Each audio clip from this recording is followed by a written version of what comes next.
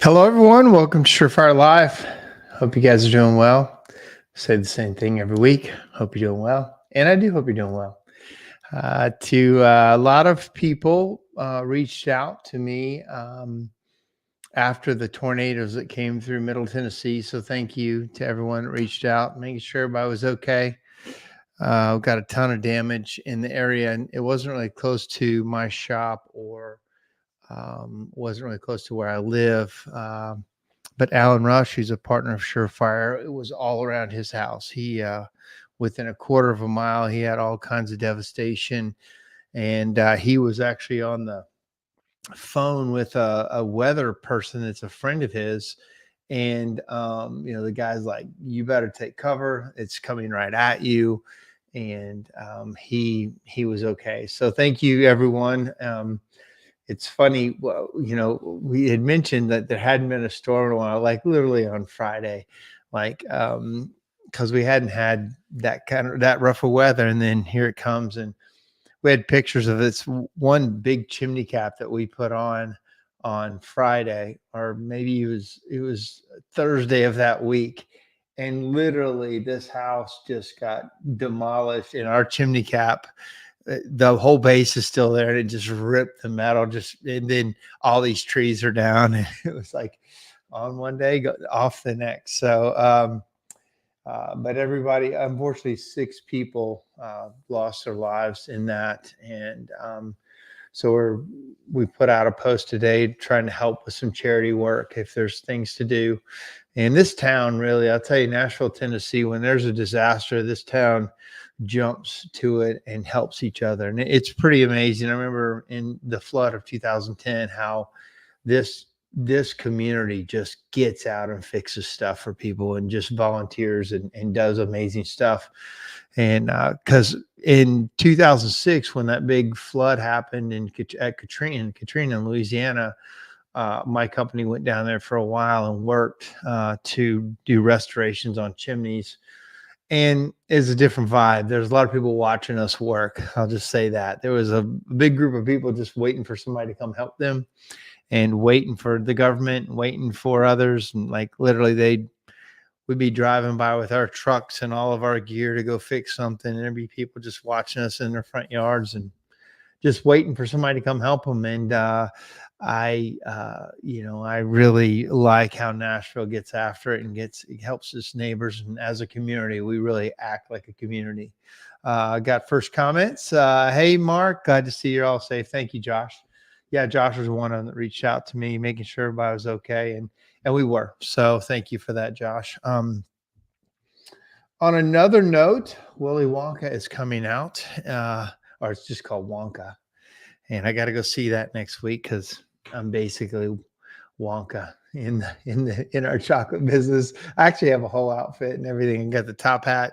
Of course, both of my main businesses are top hats, and I got the brown one there, and the blonde wig, and the purple jacket, and all the frills. So I'll probably have to take some photos of that when we go to the movie dressed up. My daughter has a Charlie outfit, but it's not Charlie in the Chocolate Factory. This is the pre-story. So it should be pretty fun though. And then I hope everybody's getting ready for Christmas. I mean, I've got all these little gifts here for Amazon as my friend. So all these little gifts that are building up beside my desk for my wife, and some for my kids. And then, we got our big Christmas party next week for the company. Today I did a Christmas party for, a lot of you know that I have a work release program for my powder coat business, and we probably have 12 people in there that are on the work release program that we brought them because they can't come to our Christmas party, but we had it for them there. Brought in barbecue and some smoked chicken, and brought in the officer that created that program, Officer Peralta, a really great guy. And he came in and ate with them too, and that was a lot of fun. It's one of those really rewarding programs, but it can also be super frustrating when there's people do dumb stuff. And that's kind of what spurred tonight's conversation, just as an open chat as to I'm in some mastermind groups. Chad's in one of them, and just the frustrations that we're dealing with right now between employees, customers, processes that aren't working. Like if there's ever a chance for your chimney company or issues to break down, it's right now. This is the time where things break down. Under the pressure is where you have cracks that develop, people forgetting tools, people doing dumb stuff, people just quitting on you, people getting sick, and then all of a sudden the schedule just goes crazy. This week I've got in my Nashville office, we have 6 customer service people in there. 4 of them were out right in the middle, right after the storm. We've got customer service people in our other locations too, and they all work together. But right in the middle of when you need everybody. And then like my Knoxville division of all those crews, 4 of my crew members are sick there. And, you already got a full schedule, and it adds to the frustration and stretching of everybody when they're already tired. So Chad says, hi, Wonka. And then so frustrated by these guys who they've got a chance to do something and they literally can just ruin it. And if there's anything I've noticed with them, it is how they react to stress. It's how they react to a stressor in their life, and what they do next is what determines where they are in life. And, I was talking to them. I said, look, for some reason today, for all of our decisions and all of our worldview and everything that we have done in our life has made us wind up in this room together right now. At this very moment, every decision you ever made, and me too, has landed us together in this room. And I think I want to take that as an opportunity to talk to you guys and get to know you. Well, at the same time, there was a guy that had done something. He was like on some kind of drugs. He was sitting in there, and I could not believe it. At a Christmas party, the main police officer right there, and then one of the guys who just got out of the work release program, and we kept him on, was clearly on something. I could not have been more frustrated because I really like this guy. I want to see him do well. And, here we are. I said it's a nice pen. Am I sitting here clicking this damn thing? Sorry. It gets annoying but anyway, so frustrating. I'm like, and like right after I gave a speech of grateful, I had everybody go around the room and tell me what they're grateful for. Even, the prisoners, what they're grateful for. And most of them are grateful for the job. They're grateful for their kids. They're grateful for the opportunity to have another chance. They're actually pretty grateful people. And then, you get all that good vibe and feeling, and you got a guy just absolutely ruining it right in front of everybody. So as soon as that meeting was over, we bring this guy in, and the guy who manages the Powdercoat division for me has no holds barred, man. He went right at him. He was like, what the F are you on? What are you, like, it was tough. I'm like, whoa. But that's how, unfortunately, you have to deal with some of that. And we said, look, you're going for a drug test right now. And he wouldn't go. So he quit. And then my manager said, he's coming back. He'll come back and say, I'm sorry. He'd just give him just a minute. And he did. And he took some kind of pill, and just frustrating. Like right before that, Wes had said, man, this is the best team we've ever had over here. This is the best group of guys.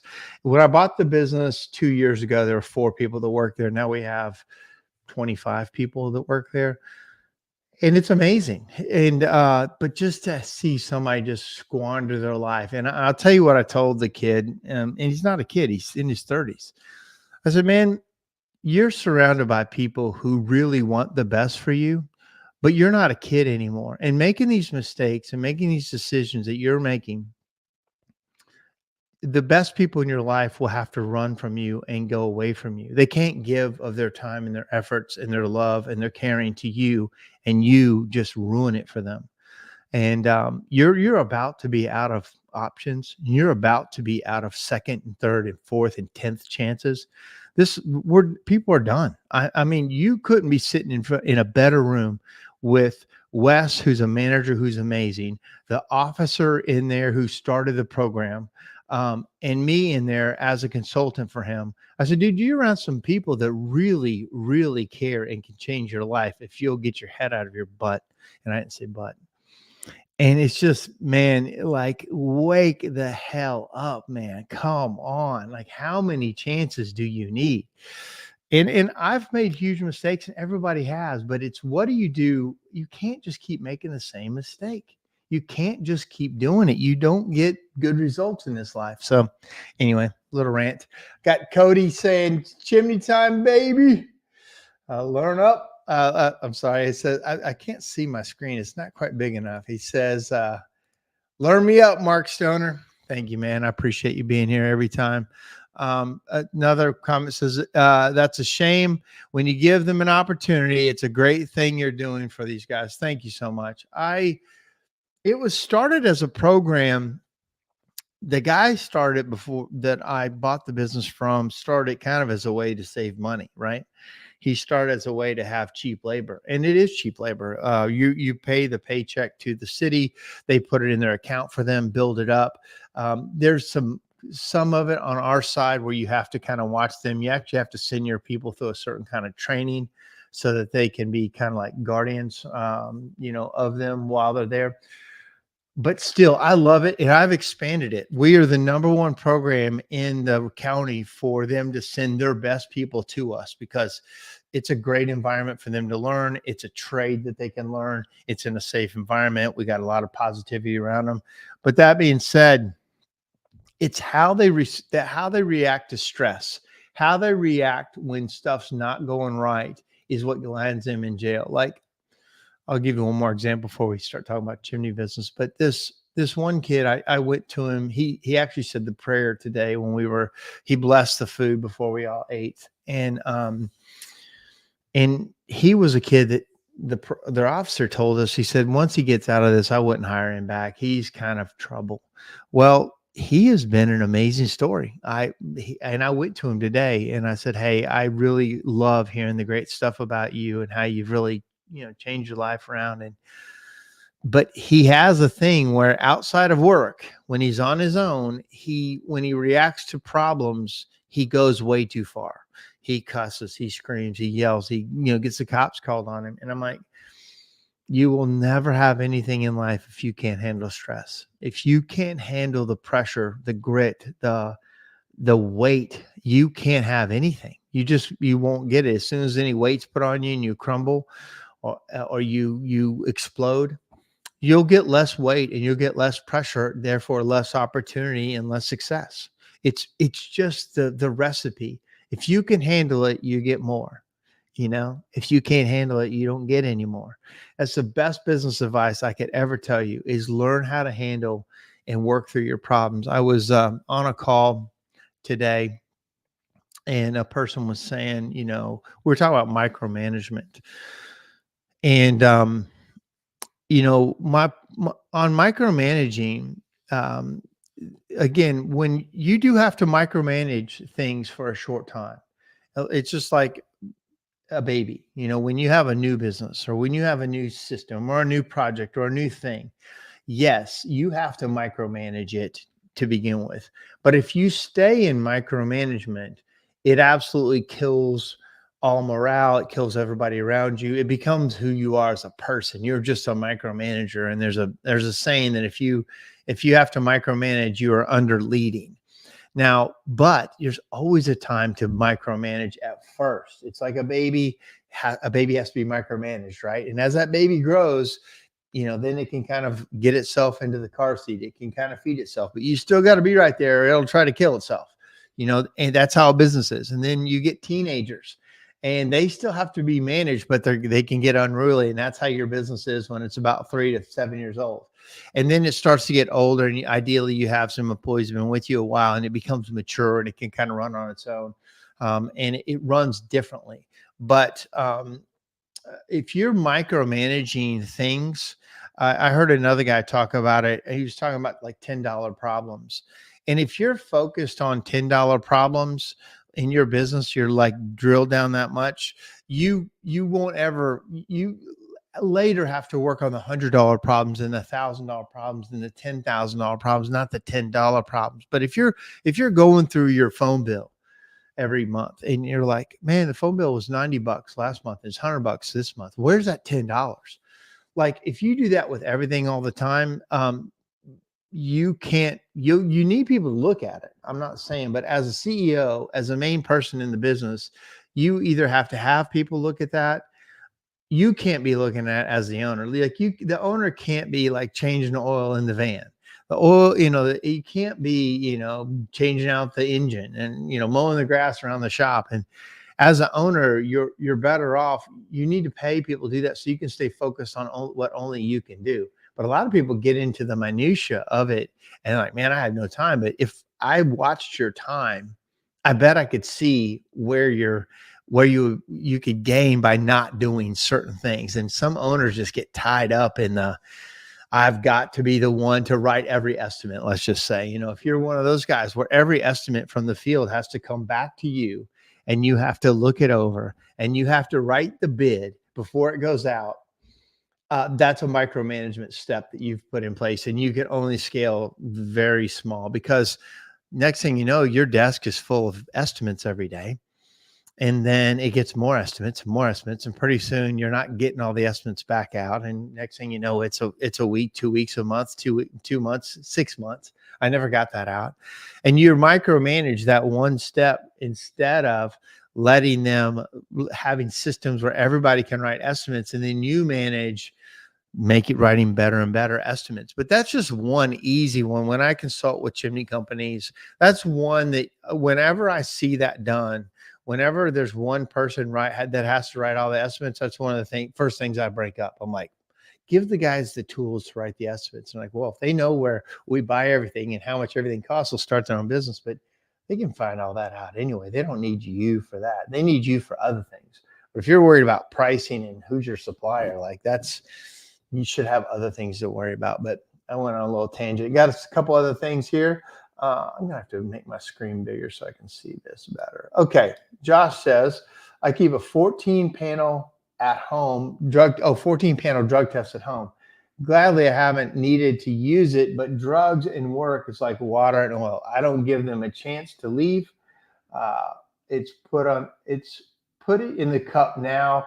Yeah, $39.95 at Walgreens. That's exactly right. You keep that ready to go. We send them to a place, but we had to send a guy last week to a place, and he went right out there and he passed.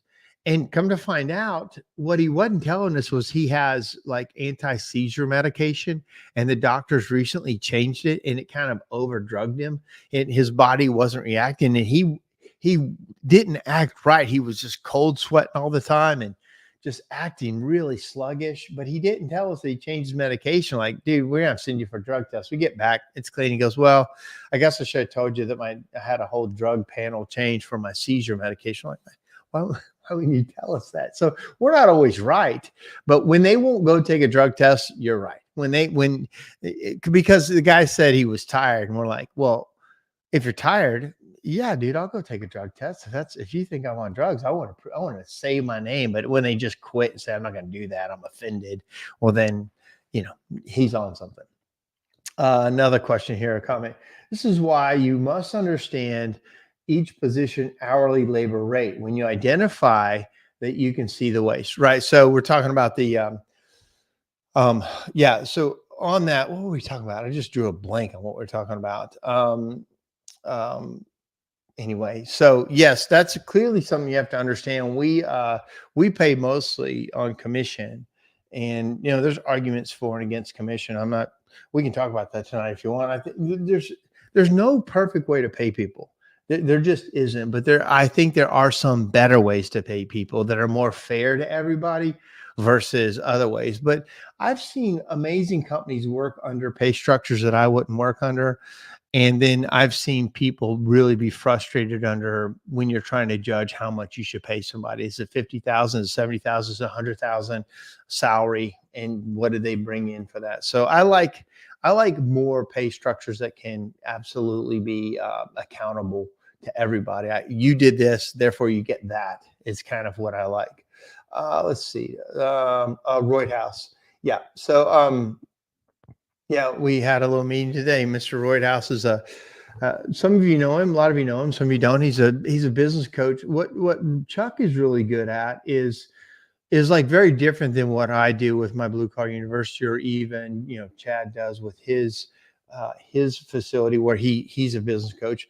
Roydhouse is kind of more like, and Chuck, I hope you don't mind me saying, he's more like a mercenary. He comes in, and what he's really good at is looking at your systems, kind of determining what you need as a business. And then he's really good at plan development, like literally strategic planning. Here are literally the steps. He's an ex firefighter and very much in the mentality of process. And for me, I'm more free flowing and more kind of I'm kind of an idea guy, and some systems for sure. And Chad's kind of the same way, but he's probably more systems. And Roydhouse is more like a plan. Like, here is the plan to follow. If you do these things, it should end up with that thing. And so I think a lot of business coaches, we're all different in different ways. And Chuck Roydhouse, he's on here. He's got the Roydhouse Effect, roydhouseeffect.com, I believe. And he is a guy that comes in, and you can point him in a direction, say, I need this fixed. And he goes at it, fixing that thing, developing a strategic plan. Or one of his big things too, we talked about today, was pricing for a profit. Like, a lot of guys don't know how to price certain things. Like, how much do I charge for a chimney sweep? How do I know how much to charge? How do I know how much to charge for labor per hour, or those kind of things? He's really good at that. In fact, he had a course that was how to make like $1 million per truck, was his course. And I think that was right, where he shows you, he had one of the most profitable small businesses I've ever seen. I think it is the most profitable small business I've ever seen, where he got it so that he made a very good amount of money per truck, like the highest, almost $1 million, maybe it was $1 million per truck that he ran. And I think he ran a 3-truck company, if I remember right. But he is a great guy. So here's Chad said, Chuck has helped us on our book with our book just a couple weeks ago. Oh, cool. And then I will put Chuck put out your contact information. All of a sudden it became about Chuck Roydhouse. So let's talk about Chuck. Anyway, he does take on new clients. And again, he's one of those guys that can fix problems. That's just what he's wired to do. Put him on a problem and he'll tell you the way to fix it, draw it out, line it out. And he's just good at that. So anyway, he'll probably put his information up here, and then I'll post it. What else you guys want to talk about tonight? It was an open Q&A. I do have some video I wanted to show that's pretty funny about kind of the 9 facts of life. It's kind of a funny take on happiness. And a lot of these kind of things can roll into business that I like to talk about. But let's see. I can't, if he's posting, I can't see it yet. But war stories. So, okay, here it is. Here's Chuck's stuff right here. roydhouseeffect.com. Chuck at roydhouseeffect.com. And reach out to him. It was he and I were working together on a thing, and I said, his saying was, it was like, if you want to stay out of the poorhouse, you better call Roydhouse. I think is what it was. And so he's very good at that kind of thing. Reach out to him, have a conversation. He's he knows a lot about this business. Been in a long time. He's retired now, so he's open. It's on his website. Yeah, perfect. Oh, I'm on his website now. Oh, great. Yeah, just again, there's a lot of good people in here, and I think from there's a lot of coaches in this industry. I know a lot of handful. We all have. I'm not a coach, but we have different tactics and different things you can get from them. And I suggest talking to a lot of people, because you'll have a fit with certain people. You won't fit with other people. Same with the coaches. Sometimes coaches, they don't fit with the client. Sometimes clients just, I talk to coaches all the time. Like, man, I can't work with that guy. Well, that's fine. There's vendors you can't work with. There's vendors that work great for me, and then I refer them to you, and they don't work great for you. So my idea is, it's like a buffet. Go through and taste a little bit with a lot of stuff, and then decide, when you want a full plate of something, go back for what you liked. I'm doing it right now with software. I think I've told you guys I'm in the middle of software demo hell because we're moving. I've demoed a lot of stuff. I'm going to demo a few more before I decide to get my full plate at the buffet. And I'm hearing pros and cons about everything. And some people love certain software, and the same people, not same people, but equal amount of people will hate the software. So it's very interesting. I got to make my own decision for my company and what I think is best for us. But so yeah, let's war stories. So golly, war stories. I wasn't prepared for war stories other than today's war story. Um, I will say that war stories are what ends up making policies in my company. Like, I have people who've been with me over 15 years. I've never reprimanded them once. I've never had to write them up once, never had any problem with them ever. And you ask them to do something and they just do it. You ask them to not do that again and they don't do it again. Or you say, hey, can you always do this? And we need changes. And they roll right with it and just change. And there's some people that you can't get to change for anything. You can't get them to do the new safety protocol, do the paperwork right, make sure you do this with the customer. Now, that being said, technicians have it a lot more to do than they ever had going to a house. I used to handwrite stuff on a piece of paper on a little handwritten schedule, address, phone number, and I had a map system. I mean, I'm aging myself, but we rolled up, hand wrote a little receipt, pulled it off. See you later. Little checkbox thing. Man, now it's so different. There's a call ahead. There's a very much more detailed process. There's a camera process. There's a sales process. There's a leaving of the inspection and a leaving of the estimate that are different. There is then the follow-up process. There's asking for a Google review. There's putting a yard sign in the yard. And it's just a lot more on the technicians. There's all the safety gear you got to set up. And it's definitely harder now. I don't want to say that I know how they've got it. My job as a CEO is to work for my people. That's my job. It's my whole job is to take care of the people who take care of my customers. Every day, that's all I really do. Chad's been to my shop before, and he's like, you got to kind of do the stoner walk around. Well, what I'm really doing is getting a feel for the business and walking through and talking to the people. I sit in on a lot of meetings, but to make sure I understand who to deploy to do the work. Now, sometimes it has to be me to create something or do something. But in general, as the CEO of these companies, my job is to get the person to do it. That's that book, Who, Not How. That book is so critical in the thinking that you have to have as a CEO. And again, I've done every single job in the company, and I've been a technician as long as I've been running the company. For 17 years, I did all the work. And then for probably 3 to 4 more years, I was on teams that did the work. And then I estimated the work. And then now I just run the companies and have other people do that. But that's my job, is to make sure I've got a good company to work for. That's all I'm focused on. I do the marketing and the people, say the book again. The book is Who, Not How. It's always, whenever anybody recommends books, that book comes up a lot. And it's just a different way, whenever I'm working on a new business or something, I am thinking at first what I'm going to do in it, but almost never do I decide I'm going to be the guy doing the work. So 2 weeks ago, I partnered with another company, a graphics company. So we're doing graphics, signs, vehicle wraps, T-shirts, embroidery, all that. A guy that I bought had done my wraps for years. He's probably done 100 wraps for me and did all my uniforms, all that stuff. He worked for a company, and the guy that owned the company died. And it was handed off to some other people, and this guy decided he didn't want to work for that anymore for that company.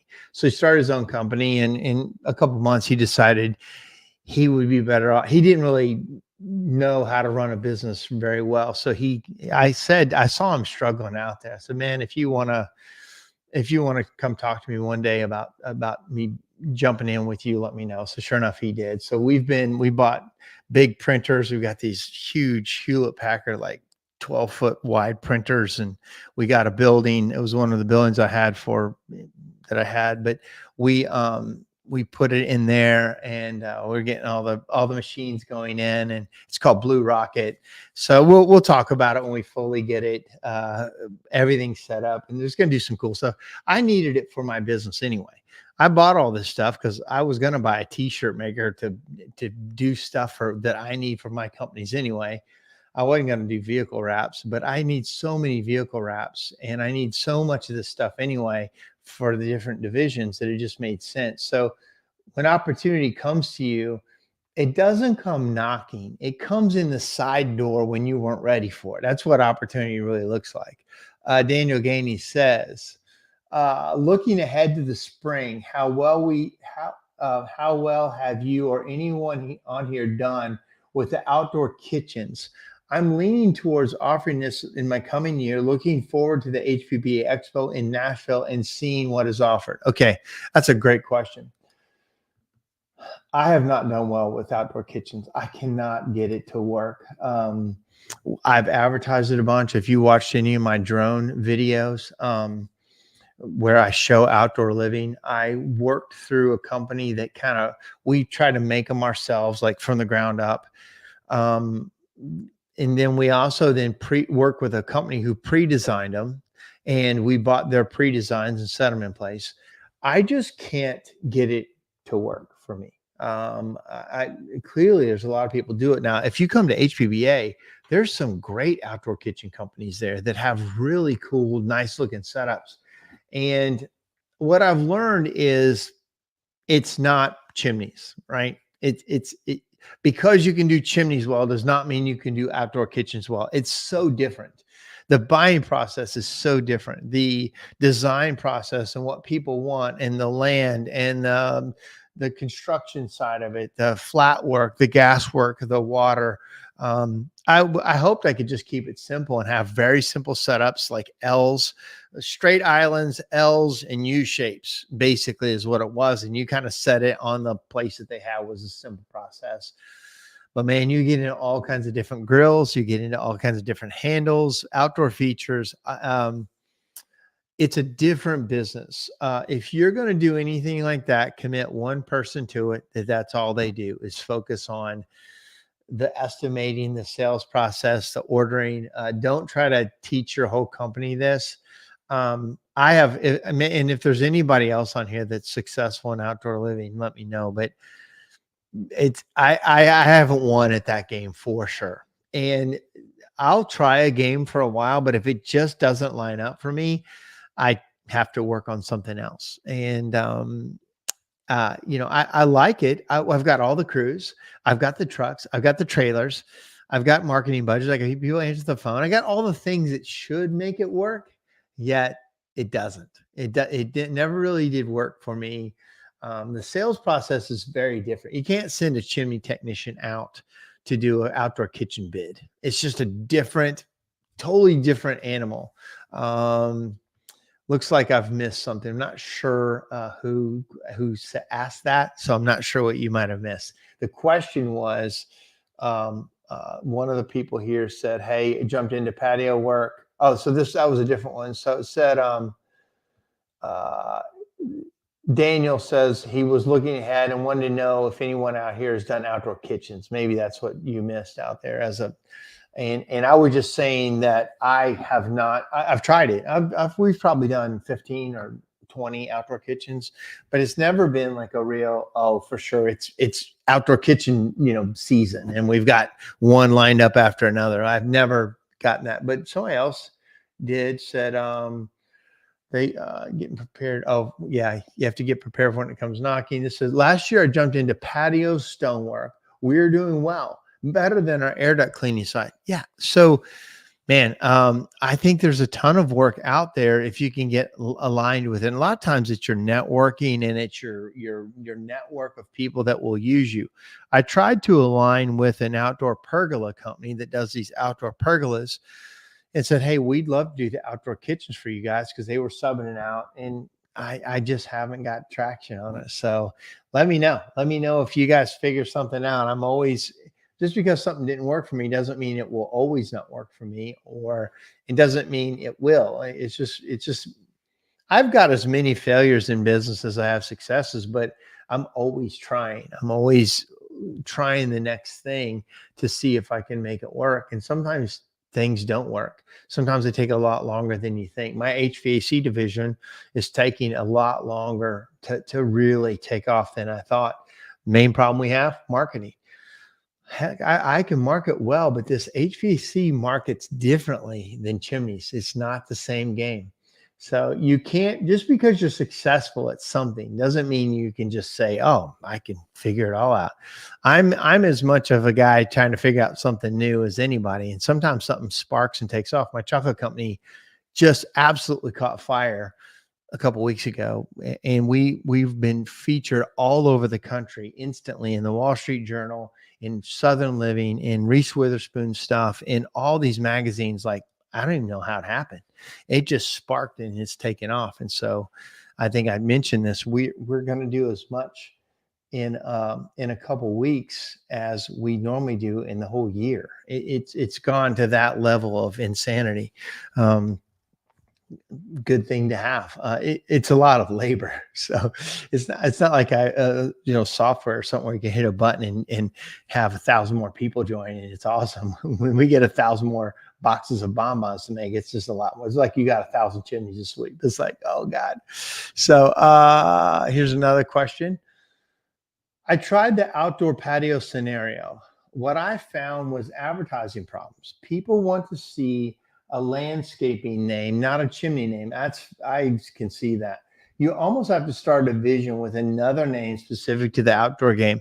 It's funny you say that. I did that. I had Top Hat Outdoor Living, right? And so, because my metal fab company is called Top Hat, and we just put Top Hat Outdoor Living because we kind of had a similar little hat that could move across the logos, and not that that has to be that way, but you're right about that. You can't say, Daniel Gainey. I don't know the name of your chimney company, but let's just say it's Gainey Chimney, and you do Gainey Chimney and Patio or something like that. I don't know that it works out so well. I think you're right about almost making it a different LLC and making it be its own thing. That's really what we try to do mostly. Whenever a new company, whenever I start something new, it has to be its own thing, and I put somebody in charge of it. And it's not me. I'm almost never in charge of whatever the new thing is. I hire a manager right off the bat to work with to literally implement the day-to-day. Matt Dombrowski says, when those opportunities come knocking at the side door, how do you leverage your time and finances accordingly? This is such a good question. Are the personal finances invested or business finances? That is an excellent question, Matt. Hope you're doing well. Great to see you over in Italy for that thing. That was so fun. We were over there at Spazzacamini, and I got to finally talk to Matt for some time. But that's a great question. Let me break it down a little bit. So when those opportunities come knocking at the side door, how do you leverage your time and finances accordingly? So let me just talk about powder coating and metal fabrication. Those things came knocking because we needed them as a company. We were paying other people to do them, right? I was paying another company to make my chimney caps and chase covers. And there just got to be so much of that money going that one way. And then they had problems supplying me because I wasn't a super high, priority for them. And my stuff would be delayed, and then it hurts my business. And so then I look at the opportunities like, okay, what does it take to do this ourselves? And that's my first, like in a vertical, as they say in business, it's in a vertical. It's lining up with what I already need. I don't have to get a whole new customer base and start a new division. I'm my biggest customer right off the bat. Those are the businesses that work best for me, where Ashbusters is the biggest customer of the company, and then we scale out. So Metal Fab was that way, and Ashbusters is still the biggest buyer of metal from Top Hat Metalworks, but we probably have 20 or 30 other people that we make stuff for, other HVAC companies, roofing companies, some in chimney companies. So that vertical is what I open up now. In that case, I invested Ashbusters money as an investment into that company. And we allocate those funds inside QuickBooks to this and all the expenses. And it looks like an expense on Ashbusters or a draw on the owner, because if I make it a totally different LLC under different ownership, talk to your accountant about that. But I almost always invest business money, if that makes sense, except in chocolate. When I did chocolate, I put my own money out there because it's for me and my daughter. I did use Ashbusters funds to get some of that going, but it's a due to from the chocolate company back to Ashbusters.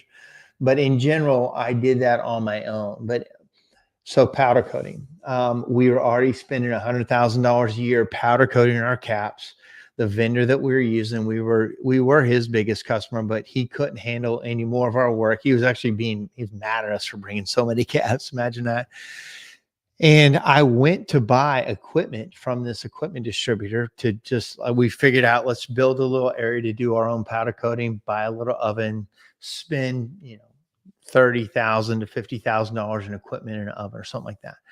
Well, I went to buy it and the guy's like, because they had this distributorship inside a powder coat facility. And the guy's like, well, why don't you buy this company from me? Buy the whole thing. I'm like, I had not planned on that. But Ashbusters was going to be this one powder coater I was stretching out. So I looked at a new powder coater, which is the place I bought, because he had a very organized thing. He was expensive, but he's very organized, but he wanted to sell. Well, I already knew I needed a ton of powder coating now, but he already had huge contracts. And he already had a lot of people using him, 30 to 50 companies bringing stuff in almost every day. And plus I needed it. So it was a vertical. It lined up with what I needed. So we started powder coating, and that has worked. Every business that has worked well for me lined up with something I was already doing. The businesses that I struggle with the most is when I branch off.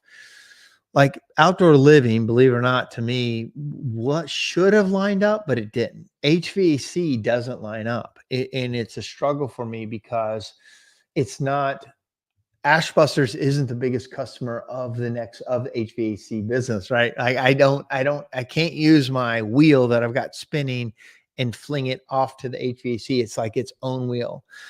Chocolate was its own wheel. Like Ashbusters is a big customer of that because I use it whenever I say I'm sorry or Christmas gifts or whatever. So we buy a lot from that, but it was its own thing and it finally has taken off. But I hope that helps. It's a little bit of a long conversation, but the thing was, most of the time Ashbusters is making investments into things. SureFire was was an investment for Ashbusters. When we started SureVent, I invested in that to kind of make a system for chimneys. And so when we first had the expense of starting the whole thing, that was an Ashbusters expense. And then we basically paid it back or wrote it off as a business expense because we needed a training platform. So I hope that helps. Again, SureFire was an offering of something we already needed. And then we decided to make it a business, but it really wasn't a business at first, and it became a business. So that's I hope that helps. That's kind of how I look at things that work for me and things that didn't work for me. Blue Rocket is the newest company I have. I already need a ton of this work. Ashbusters and all my companies are going to be the biggest buyer from Blue Rocket right off the bat. But this guy comes with a ton of contracts already. He's been in the business 10 years and tons of people want him to do their work. So we've got two lining up things. One, I need it. Two, he's bringing a lot of skill to it. And I won't learn how to wrap vehicles or doing that, but I know how to manage it, systems, phones, money, budgets, and so that's why it lines up that way. Matt says it does help a lot. Thank you, Mark. We're experiencing the same kind of problem with our local metal shop that has closed, and I have considered starting my own, and I have the opportunity to build stuff for my competitors, similar business in the area. I don't know all of your, businesses obviously, but that's an easy win, Matt. Just giving advice, over Facebook or whatever. I've always said that a metal fab shop, you really can't lose money. You just might not make money as fast as you want, but you really can't lose. If you start really basic with really basic equipment, basic metal brakes, welders, tables, forming, basic stuff, you can't lose. You will make it back for your own company because you'll start selling a lot more of your own chimney caps. The first thing is going to happen is your company is going to sell a lot more chimney caps and chase covers than ever. Secondly, you can start making it for competitors, and that's always a plus, but it'll speed up your business. And then it'll give you a whole nother skill set to be able to do stuff faster. And then what do you do to coat them? Like some people just do stainless and there's no coatings. I personally don't love stainless steel chimney caps at all. I don't think they look great. Only on very rare occasions do I think they look great. I like coated caps. I like colors. I like black, brown, tan, uh, or like copper caps. And so that's me personally. So we don't really sell silver chimney caps. And that's why we got into powder coating. That's why we sell so many caps too, is because they're not. And I know Chad does metal clad that has colored cladding. It's just a different process. But Matt, I would say, we can talk about it, or you can come visit our metal shop. I can show you what that looks like. Very simple, super simple. Even to this day, we've got 5 guys working in the metal shop, 4 guys working in the metal shop all the time, and full time, and very simple machines. I mean, just super basic. Now, there's some guys that really buy beautiful machines that do all of it, computer cutouts and the CADs and all the stuff. And that's great, but you're looking at a bigger investment, so it takes longer to pay off. For me, this equipment never wears out. It's very labor, it's person intensive, but man, it's simple. It's a very simple business. And I would, if you're at that point where you need it, I look into it further. Chad says, my first metal shop cost me $5K to purchase the machines back 20 years ago. I paid for it in 2 weeks. Exactly. It's exactly same with me. I had about maybe 10 grand in it. 10 years ago, whenever we started it. Had nothing. The one guy that's my manager of it had a break. He brought the skill set and he brought a piece of equipment. So I made him a deal for that. And it's been a great deal for him. He's the manager of my powder coater metal fabs, the same guy. And he has a little piece of the pie basically. And like Chad said, if you start with some used equipment, some real base level stuff, man, you can't not make money. You can't lose it. He said he made it back in 2 weeks. And I think we probably made it back in a month, for what we were doing. Then you have a different guy that just makes chimney caps, and then he makes chimney caps and chase covers. And you have 2 guys that make them, and 3 guys and 4 guys. And so that's an easy win, Matt. I think it aligns with what you already do. And, you can't really lose. I like businesses that you can't lose much. I don't always do that, but those are my favorites. That just line up with what we're doing. Great questions. We've got it. It's already been 48 minutes. I feel like I just started the show and I'm getting ready to get started. And heck, we've been talking 50 minutes. That's what I like when you're really talking about, you're on something that's really going. Hey, Mark, this is Lewis Lee. Hey, Lewis, good to see you, buddy.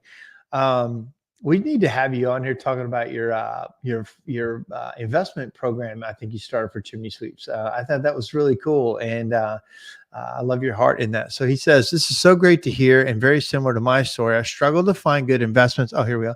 And insurance coverage for my employees. Then I came across the Index Universal Life, insurance policies and annuities, and found all the retirement options I have been looking for a long time. This dovetailed into my new company, Wealth Builder Global, and I have a website dedicated to chimney sweep called sweepwealth.com that I don't know why it's not letting me see the rest of this. For some reason it cut off and I can't see the rest. Maybe type that again in the second part so I can see what you're finishing out your system. It won't let me see the rest of it. Yeah, I saw you put that out there. And I think that's exactly what I'm talking about. What lines up with what you believe in and what you're already doing? So Lewis here was already aligning with, how do I make more? What do I invest in? What makes sense to me? And he created a business around it. And, that's how Copperfield started. Like Copperfield Chimney started because Bob Daniels was a chimney sweep. He's like, how do I sell more chimney caps? And that was his only thing he tried to do, was sell chimney caps, period. So when he started selling chimney caps from Jamoco, and then Jamoco kind of came up for sale, and he bought them. He figured out how to buy Jamoco, and then he started selling a lot of chimney caps. Like, well, we can sell some brushes too and some other stuff. He just kept aligning it with his chimney sweep business, and he just kept building it. And then they built it into Copperfield and sold it 10 times or whatever. And they've switched and morphed, but it started from a chimney sweep that had an idea of what he was already selling. And here's where Bob was really smart. He's like, I'm going to teach the industry how to be better business guys, not chimney sweep. He was the original guy that said, let's get out of just doing the chimney sweep. Let me tell you how to sell chimney caps and run a business profitably. So he started, it's just like me doing these Facebook Lives and telling you he did cassette tapes. He actually did, I think, records at first. It was that long ago. And then I remember getting the cassette tapes. And he would just say, hey, sell like this, price like this. Here's how you sell more chimney caps. And then he bought a business that made chimney caps. And then, it just went from there. And so I think all this stuff, if it aligns with what you believe in and what you already are good at, it just is an easy business win. It's when you go outside of that and try to learn something new that it can be really deadly or take on too many things. But back to Matt's thing real quickly before I finish with his, almost new businesses, I'll give you chocolate. I went to chocolate school. I went to all the chocolate things. I knew how to do it. I did it all myself at first, but I knew sitting there making chocolate every day was not what I was going to do. I was going to quickly hand that off to people that were very good at that, but they don't want to run a business. So I found pastry chefs from all these big hotels that were laying off because of COVID.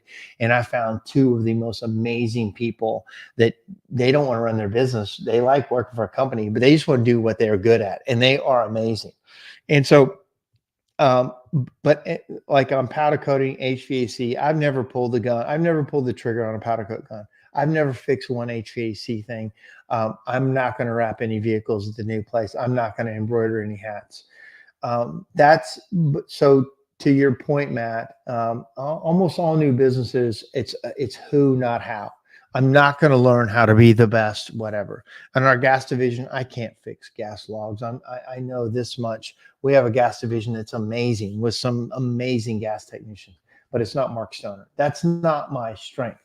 If I find myself doing that work, I find it that I'm actually hurting the company. I'm hurting all the employees. If I'm focused on that instead of on them, I'm not actually helping us. I'm not saving us any money by me jumping in a truck, going sweeping chimney or fixing it. That's not saving us anything. That's actually hurting us. So, I mean, don't get me wrong. Sometimes, as Darren Bebo says, when you live in the dream, you got to keep it real. Like the other day, I was opening bags of flour and sugar and everything at the chocolate shop and cleaning the floors. Like, I will do whatever it takes, but it can't be my daily thing. It just has to be a one-off kind of thing. So to finish up what Lewis said, he said, sweepswealth.com, where I teach people to invest in real estate and give them index universal life insurance policies to prepare for retirement. Right.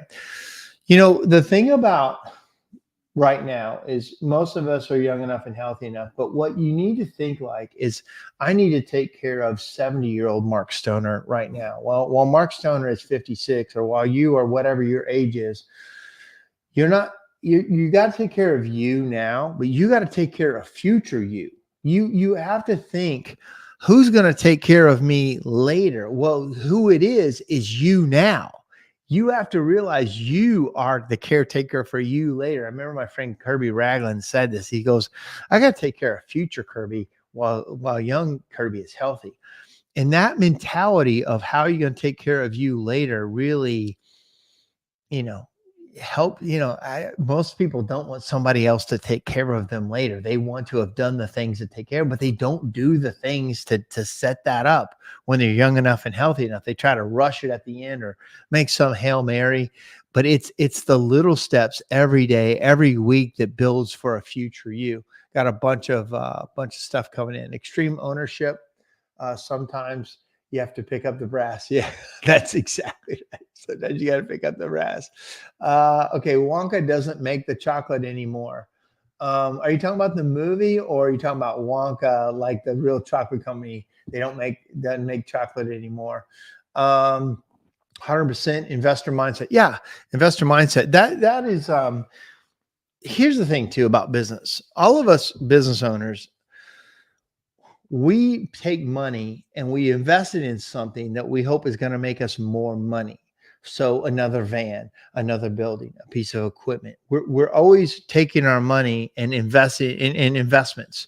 We we take the money and we don't buy stuff. Ideally, if we've bought enough stuff, it flings off and we have a good life. And you see these business owners having amazing lives. But it's not that they just had the money and did that. It's because behind the scenes, they invested. And then those things pay for their lifestyle now, right? They're not taking it after a paycheck and after the government takes the taxes out. They've invested in a bunch of stuff that then fling off a different life for them. Even if you're an employee, you can do what Lewis is saying. You can invest in things that, yeah, it sucks. Like it feels like it disappears until one day it doesn't. It flips on you and starts to return you real money that you can use, and sometimes not even touch the principal, or you can leverage your wealth in things. So I know that's a whole nother wealth conversation. Lewis, we should talk about having you on the show to talk about that, because especially with the new year coming on, how are you doing? Like, do you have the money that you thought you'd have? This is the beginning of the year. It's the end of the year. Where's the money? You're like, man, I'm bankrolling it. I did it. Or you're like, man, I don't know what the hell happened to the money. Well, if you don't know what the hell happened to the money, may need a different plan. If you're bankrolling it, man, go. Show us how to do it, man. Show the world what you're like. I love cheering for people. I love seeing people being successful. Like, that doesn't affect me at all. It's their race. Because they're winning doesn't mean it has anything to do with me. And there's some people that hate on anybody that's doing well out there. I can't be around those people. I want to be around people that are happy for the people that are successful. Now, sometimes when they're successful, it drives me to be more successful. It's more of an encouraging thing. Like, if he can do it, I can do it. Like, I like that kind of mentality, not he did it and so I hate him, or I don't want him to win, or man, he's being successful. It doesn't affect me at all. If it affects you seeing other people win, that's a you thing. And that'll always hurt you. You're better off cheering for people and being happy for them, because you're also seeing them at a time of their life. Like, nobody knew me before 2008, and there was nothing to talk about that was great. I was a musician. It was all over the place, and divorces and broke and driving total cars and all the stuff. And Chad's got similar stories of terribleness. You only found out after I fixed a bunch of my life, and then I started giving back to the industry. My main thing was like, how do I figured some things out. A bunch of people in this industry helped me. How can I share it with everybody else to maybe help them along like I was helped along? And that's all this is. And that's what everybody should do, is figure out what you're good at. If you're sucking right now, no problem. Just keep working on it. One day it'll start to work out if you're on the right path. And then you share that with everybody, right? That is the goal. That is what you have to do. Don't worry if you're not doing well right now. Nobody's you look at their whole life. Like right now, to me, is the best part of my life. I'm probably the healthiest I've been in a very long time. Things are really, there's a lot of leverage and power and momentum, and things are good. Well, it wasn't always like that. And you know what? It's not always going to be like that either, man. Sometimes I feel something's waiting for me on the other end. But so you got to enjoy it now and be grateful for what it is. A quick story. I was in Costco. I was in Costco this weekend, and I walked in. I love Costco. And I walked in and I just looked around at all of the stuff that was there, like just at my fingertips. Everything was amazing. Huge TVs and stereos and drones and, everything, food. And I'm like, wow. I just started smiling. I'm like, how lucky are we that all these businesses and people have done their thing to have it right here for anything you want. You touch a button, you've got it. You grab it off the shelf, it's there. And then I was just happy. And then literally 2 minutes later, I'm walking down the aisle and there were these two older guys that had seen each other. They must have known each other. They started talking, all happy, but they were blocking the cart path. And because they had just started talking to each other and they were blocking the important shopping that was happening. And this one other old guy's like, get your the yells, and calling them assholes and all this other stuff. And the guys are like, what is happening? Why is this happening? And the whole place it just took the energy right out of what was happening. But I'm like, and the guy's like, Merry Christmas to you too. The guy that was just being a jerk. He's like, well, it worked, didn't it? And so I was like, in an instant, it can all change. But being grateful is, for me, it's just like your shield, man. It's your power of being happy through all the crap.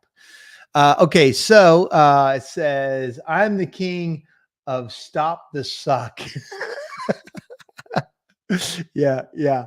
Whatever's sucking the worst, that's what we got to stop. And it says, I like to challenge myself and push them. Yep. Diane says, people will tell us they envy the life we live now, how lucky we are, but they didn't see our struggle early on. It wasn't always steady, stable, and fun. Diane, that's such a great point. Yeah, you guys are living. John worked full-time fireman, full-time firefighter, then as a chief, and then in the dispatch. You were chimney sweep. You were the chimney sweep for the company. I heard you were boss one. He was boss two. But you guys worked and raised your kids and lived in New York and also volunteered your asses off for this industry. Both of them she was president of NCSG and a board member forever. John was president of CSIA and board member forever, always volunteering, always helping, yet always producing. And now they got a great life. They travel a lot, and you guys are a super success story, Diane. So thank you for doing that. And, John had poured into me as a board member. He brought me on and he taught me a lot. And man, you learn a lot from John Pilger. He's been around the horn for a long time. And you're right about that, Diane. They didn't see you back then. They don't know. And most people that you see are successful, you didn't know them when they weren't successful. You didn't hear when they didn't show up on your radar. So, and it's the same with employees. They see me driving nice cars and doing all these things. And some of them, they don't like it. And I used to have a problem with it, but also I heard that if you're with a company and whoever's at the top of the company isn't living the life that you want to live, then you might be in the wrong company, because that's the top of the ladder that you're climbing. And if the top of the ladder that you're climbing doesn't look really good to you, that life of whoever has committed to this, or the guys around him that have committed to this or her, then you're on the wrong company, right? You're not climbing the right ladder. You might need to change ladders if who you're. So in that, business owners, you need to show that this is worth it. It works. You have time off. You have time with your family. You want that for your employees too. Lewis is showing that with his programs. He's showing them how to pour into them. You can't pour too much into them because there's different reasons for that. But you need to show them that, hey, you've picked this path, and this path actually learns and works out to be a good thing. And you as a CEO got to figure out how to deliver on that promise. Matt says, any advice on taking... Oh, Diane says, we learned a lot from our mentor, Jack. Yeah. In my talk today to Borough Tech, my manager, we were talking outside after we had this problem. And the other girl that was with us said, a lot of times I tell Wes, he's talking like Mark. We call him Mark Jr. And I said, because I've poured into him for a lot, and he's poured into me too, but he ends up saying stuff just like I do. And I said, well, I say stuff just like my mentor, John Meredith and Larry Wingate, and my mentors, the guys who mentor me, I'm them, regurgitated, plus a bunch of books and teaching and learning from people, and I'm regurgitating it. And that's just what we're supposed to do. So she's saying Jack poured into her. He poured into me too. That's just the game. Matt says, any advice on taking the who's for certain seat on the bus, and more importantly, how long or what metrics do you use to decide this is the right person for the job? Okay. I understand natural qualities and job experience. Also, when you look at somebody with your gut, do you feel like you can train them to be that person, and how long to give them? So there's a bunch of questions here. Matt has, I love Matt's questions. They're very good. So let's just break it down. Any advice on taking the who's for certain seat on the bus, and more importantly, how long or what metrics you use to decide the right person for the job? So let me just start with that. In my company, a lot of times what happens is I am overwhelmed. I'm overworked with something. There's too much on me, right? And so in that, I say, what do I need to hire somebody to get all this off of me. So I basically make a list of stuff that I'm not good at, and just determine what that is. And typically it's some type of a production manager, project manager, general manager, office manager, somebody that takes those. Matt, you got a list of things. If there's a list of things you've got to do every day, that's the list you start with. If you've got to come into work and do these things always, it's Matt's job, then that becomes somebody else's job. Mark Stoner does not have a job in any of my companies. Mark is not dependent to do anything in the company other than run it. Nobody schedules anything for me. I don't have a job that has to be done. Now, I am in charge of marketing, but in marketing, I hand that out to 10 different companies to deploy different tactics, But to your point, figure out what's not getting done, and or you're bad at, or you want to just that you have to do every day, and that becomes a job for somebody, right? Then the question of who can do it. Almost a lot of the jobs, I will post them internally and see who on the team wants to play. Now, I might have somebody in mind that this is going to be the person, but the worst thing you can do is assign it to that person without giving everybody else a chance to actually talk to you or bid on it. You still may give it to that person. It's clearly the person, but don't, in your company, as you grow, don't just assign jobs to people. You will end up having a system where it's all about favoritism. Secondly, a lot of people are just quiet and they don't know. You don't know what they want unless you post it and then interview them. Interview everybody internally and see if there's a fit internally. You'll be surprised about how talented some people are in your company, but you're just not using them that way. You're using them as a chimney sweep, but you don't realize how good of a manager they would be, or salesperson, or whatever. So my first step is to internally post. If you can't get that person, so for instance, my chief operations officer, my COO, second in charge to me, I did not have that internally. I knew that, but so I did a nationwide search. We had a big process we can talk about another time, and I found the guy that matched the criteria that I was looking for. And here was one of them. Have you done this before? Have you built a big company? Or for you, I don't know what role you're looking for, but have they done it before successfully? That's a guy or a girl that I want right off the bat. If they don't and they've got to learn it with you, that's a whole different process. And maybe you need them too, because you can't afford a high level person that's done it successfully. But the best thing you need to have is job descriptions of what you want them to do, what they're responsible for, and what it looks like when they're winning. So in our chocolate company, when we hired the chef, she was to develop, I had all these systems already built. She was to learn them, how to do all these, and then make them better. And she did. She developed them all. Then she actually changed them a bit. She wrote standard operating procedures for every recipe that we have, how to do everything. It's all down. And she manages it and does that. But to your point, the right person for the job is one I don't have to micromanage. I put you on a task and you build the system. If they're always waiting on me to build the system's not going to get built. I give you the power, I give you the direction, you build the system, and then I'll help you manage it and make sure the system that you built is sustainable and good. But I'm not the system builder. You build the system. I'm giving you all the firepower to do it. And some people do it well, and some people don't do it as well. But that's my take on how I expand people in management. I understand natural qualities and job experience.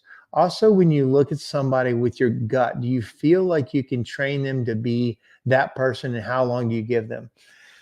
So my chief operations officer, I was always going to give him a year to get his feet wet, figure out what he's doing, make sure that we're tracking. But in the first year, he grew us almost $2 million year one, from 5 million to 7 million. And next year is 7 to 9. Next year is 9 to 11. Like he just ramped us right up, and it was kind of scary. So I didn't have to. He was paid on a small salary, but a really plus percentage to grow us. And man, he just understood that game, and it was quick. And he did a lot of stuff different than I did, and we didn't agree on everything.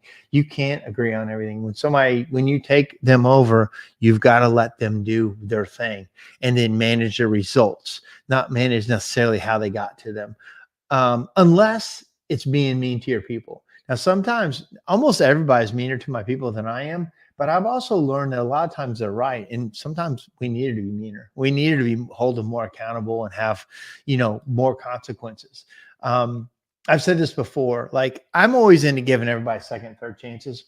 I've gotten less so lately, but of 10 people, like we had this little thing of 10 people that, that I chose, like I was only right 2 out of 10 times. Like when me and Kent would disagree on what should happen to this person, and he's a lot quicker to let him go, he's right almost every time.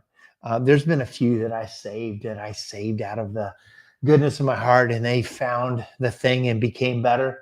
Two, he was right 8 times, and now it's probably more like I've been right 3 times, and he's been right 17 out of the last 20. Like he's right about it. When they're not picking up, you're good people. You don't have to reprimand that much. They just track along. You're people that aren't going to work out, need all kinds of second and third chances.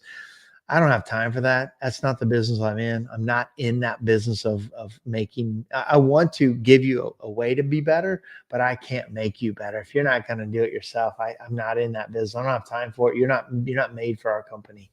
Last couple things. I've run 20 minutes over.